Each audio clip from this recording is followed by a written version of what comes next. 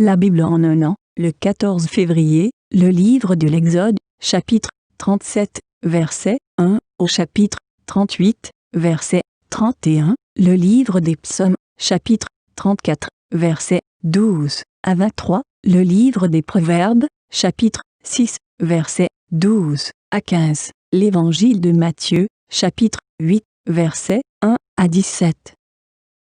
Le livre de l'Exode, chapitre 37.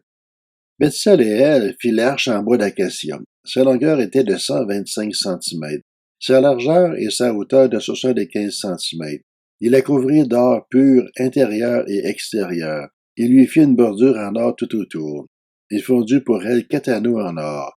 Il mit à ses 4 coins, 2 d'un côté et 2 de l'autre. Il fit des barres en bois d'acacia et les couvrit d'or. Il passa les barres destinées à son transport dans les anneaux situés sur les côtés du coffre. Il fit une couverture en or pur. Sa longueur était de 125 centimètres et sa largeur de 75 centimètres. Il fit 2 chérubins en or battu aux 2 extrémités de ce couvercle. Un chérubin à l'une des extrémités et un chérubin à l'autre extrémité. Il fit sortir les chérubins du propitiatoire à ses 2 extrémités. Et les chérubins tendaient les ailes par-dessus le propitiatoire. Ils le couvraient de leurs ailes et se regardaient l'un l'autre. Il avait le visage tourné vers ce couvercle. Il fit la table en bois d'acacia. Sa longueur était d'1 mètre, sa largeur de 50 centimètres et sa hauteur de 75 centimètres. Il la couvrit d'or peu et lui fit une bordure en or tout autour. Il fit tout autour un cadre de 8 centimètres de large sur lequel il mit une bordure d'or. Il fondit pour la table 4 anneaux en or et les mit aux 4 coins à ses 4 pieds. Les anneaux étaient situés près du cadre et recevaient les barres destinées au transport de la table. Il fit ces barres en bois d'acacia et les couvrit d'or. Elles servaient à porter la table. Il fit les ustensiles qu'on devait mettre sur la table, ses plats, ses coupes, ses gobelets et ses tasses destinées aux offrandes de produits liquides. Il les fit en or pur. Il fit le chandelier d'or pur. Il le fit en or battu. Son pied, sa tige, ses coupes, ses pommes et ses fleurs étaient d'une seule pièce. Il y avait 6 branches qui sortaient de ses côtés. 3 branches du chandelier de l'un des côtés et 3 de l'autre côté. Il y avait sur une branche 3 coupes en forme d'amande avec pommes et fleurs, et sur une autre branche 3 coupes en forme d'amande avec pommes et fleurs. Il en a de même pour les 6 branches sortant du chandelier. Sur la tige du chandelier étaient fixées 4 coupes en forme d'amande avec leurs pommes et leurs fleurs. Il y avait une pomme sur 2 branches qui sortaient du chandelier, une pomme sur 2 autres branches et une pomme sous 2 autres branches. Il en allait de même pour les 6 branches sortant du chandelier. Les pommes et les branches du chandelier étaient d'une seule pièce. Il était tout entier en or battu, en or pur. Il fit ses lampes, ses mouchettes et ses vases à cendre en or pur. Il employait 30 kilos d'or pur pour faire le chandelier avec tous ses ustensiles. Il fit l'autel des parfums en bois d'acacia.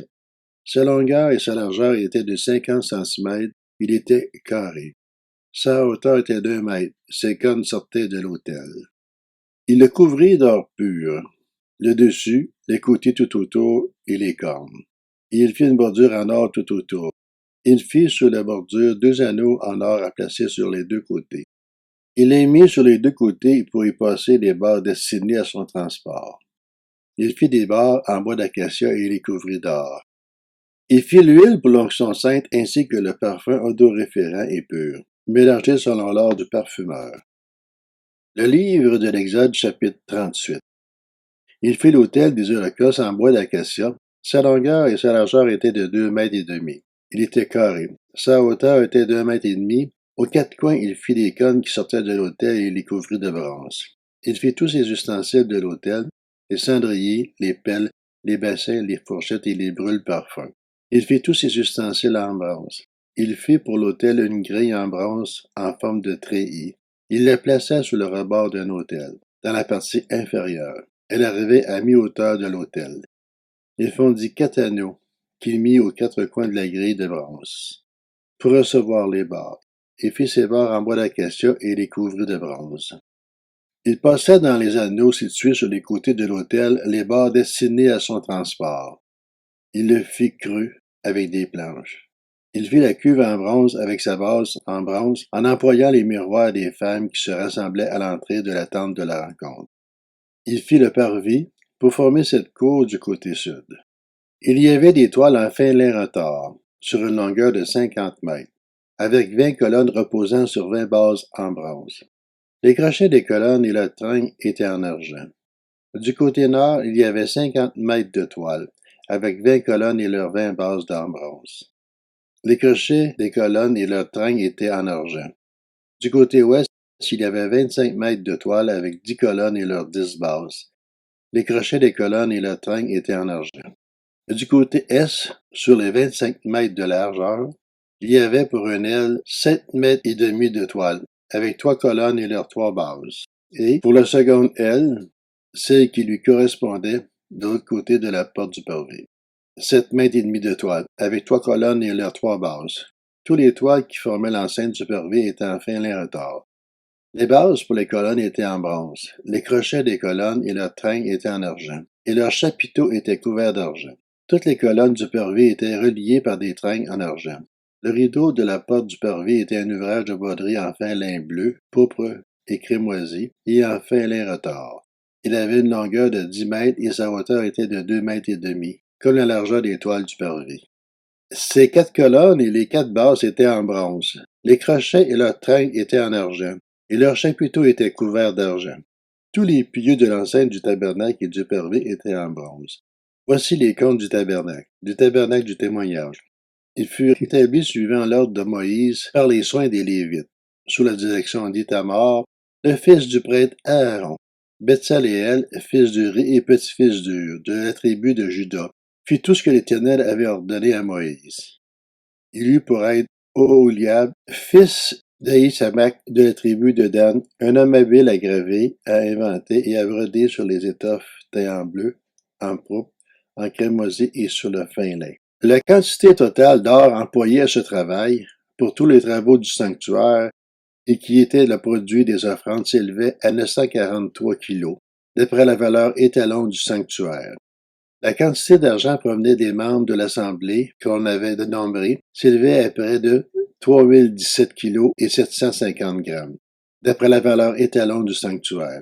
Cela correspondait à 5 grammes par personne, la moitié d'une pièce d'après la valeur étalon du sanctuaire. Pour chaque homme âgé de 20 ans et plus, compris dans le dénombrement, c'est-à-dire pour 603 550 hommes, avec 3000 kilos d'argent, on fondit les bases du sanctuaire et les bases du voile. 100 bases pour les 3000 kilos, 30 kilos par base. Et avec les 17 kilos et 700 grammes restants, on fit les crochets et les tringles pour les colonnes et on couvrit les chapiteaux. La quantité de bronze provenant des offrandes s'élevait à 2340 kilos. On en fit les bases de l'entrée de la tente de la rencontre, l'autel de bronze avec ses grilles et tous les ustensiles de l'autel, les bases du pourtour du parvis, celles de la porte de cette cour et tous les pieux de l'enceinte du tabernacle et du parvis. Le livre des psaumes, chapitre 34. Venez, mes fils, écoutez-moi. Je vous enseignerai la crainte de l'Éternel. Qui donc aime la vie et désire voir des jours heureux? Alors, préserve ta langue du mal et tes lèvres des paroles trompeuses. Détourne-toi du mal et fais le bien. Recherche la paix et poursuis-la. Les yeux de l'Éternel sont sur les justes, et ses oreilles sont attentives à leurs cris, mais il se tourne contre ceux qui font le mal pour effacer leurs souvenirs de la terre. Quand les justes crient, l'Éternel entend, et il les délivre de toute leur détresse. L'Éternel est près de ceux qui ont le cœur brisé, et il sauve ceux dont l'esprit est abattu. Beaucoup de malheurs atteignent le juste, mais l'Éternel l'en délivre toujours. Il garde tous ses os, aucun d'eux n'est brisé. Mais le malheur fait mourir le méchant, les ennemis du juste sont condamnés.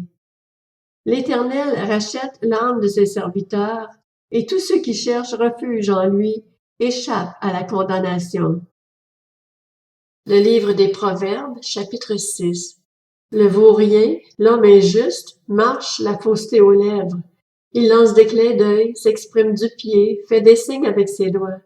La perversité est dans son cœur. Il médite constamment le mal. Il provoque des conflits. C'est pourquoi la ruine le surprendra soudain. Tout d'un coup, il sera brisé sans remède. Évangile de Matthieu, chapitre 8.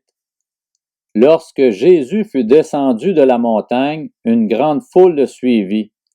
Alors un lépreux s'approcha, se prosterna devant lui et dit, « Seigneur, si tu le veux, tu peux me rendre pur. » Jésus tendit la main, le toucha et dit, « Je le veux, sois pur. » Aussitôt il fut purifié de sa lèpre. Puis Jésus lui dit, « Fais bien attention de n'en parler à personne, mais va te montrer au prêtre et présente l'offrande que Moïse a prescrite, afin que cela leur serve de témoignage. » Alors que Jésus entrait dans Capernaum, un officier romain l'aborda et le supplia en disant, « Seigneur, mon serviteur est couché à la maison, atteint de paralysie, et il souffre beaucoup. » Jésus lui dit, « J'irai et je le guérirai. » L'officier répondit, « Seigneur, je ne suis pas digne que tu entres sous mon toit, mais dis seulement un mot, et mon serviteur sera guéri. En effet, moi aussi je suis un homme soumis à des supérieurs, j'ai des soldats sous mes ordres, et si je dis à l'un, pars, et il part, à un autre, viens, et il vient, et à mon esclave, fais ceci, et il le fait. » Après l'avoir entendu, Jésus fut dans l'admiration, et il dit à ceux qui le suivaient, « Je vous le dis en vérité, même en Israël, je n'ai pas trouvé une aussi grande foi. Or, je vous le déclare, beaucoup viendront de l'Est et de l'Ouest et seront à table avec Abraham, Isaac et Jacob dans le royaume des cieux. Mais ceux à qui le royaume était destiné seront jetés dans les ténèbres extérieures, où il y aura des pleurs et des grincements de dents. » Puis Jésus dit à l'officier, « Vas-y, et sois traité conformément à ta foi. » Et au moment même, le serviteur fut guéri. Jésus se rendit ensuite à la maison de Pierre. Il vit la belle-mère de celui-ci couchée avec de la fièvre. Il lui toucha la main et la fièvre la quitta. Puis elle se leva et le servit. Le soir venu, on amena vers Jésus de nombreux démoniaques. Il chassa les esprits par sa parole et guérit tous les malades. Ainsi s'accomplit ce que le prophète Ésaïe avait annoncé. Il a pris nos faiblesses, il s'est chargé de nos maladies.